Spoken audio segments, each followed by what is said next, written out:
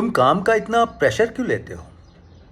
Office का जिक्र आते ही टेंशन में क्यों आ जाते हो? क्या कोई है जो तुमसे पूछता है तुम कैसे हो? रिलैक्स। ये नौकरी, ये मैनेजर, ये बॉसेस, ये सब जिंदगी का हिस्सा भर हैं, जिंदगी नहीं। क्या ये सारी बातें तुम्हारे कंधे पर हाथ रखकर कोई तुमसे पूछता है, कोई तुम्हें समझाता है? नहीं। तो फिर तुम क्यों इतनी जान देते हो? अब तुम कहोगे, मैं ऐसा क्यों कह रहा हूं? ये बात अभी क्यों उठा रहा हूं? इस बात को अभी उठाने का क्या मतलब है? तो एक बात कहें, सचमुच इस बात को अभी ही उठना था। ये बात इसी वक्त उठ सकती थी, क्योंकि अभी कुछ रोज पहले ही एक नौजवान के मौत की खबर ने समूची दुनिया को झकझोर कर रख दिया।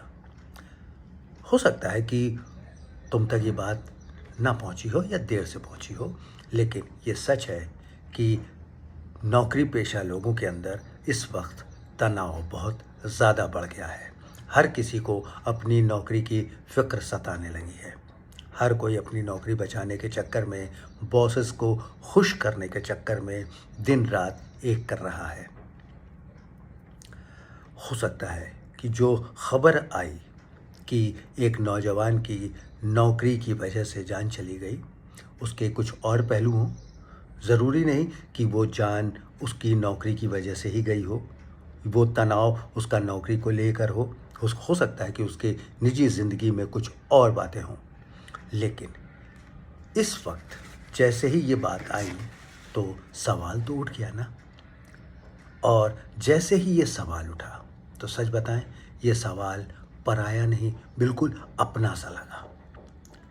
सिर्फ काम के बोझ से कोई अपनी जान कैसे दे सकता है?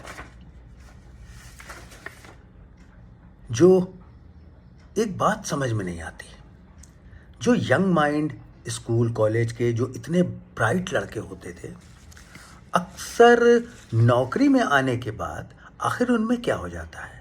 वो खुद को कॉरपोरेट का मजदूर क्यों समझ बैठते हैं?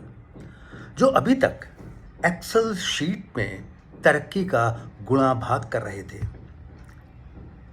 आखिर वो इस सवाल को समझे बगैर हल करने कैसे बैठ गए कि उनकी ज़िंदगी सिर्फ नौकरी भर है? ज़िंदगी असल में उसके बाद भी है। बात उस नौजवान की मौत से शुरू हुई थी।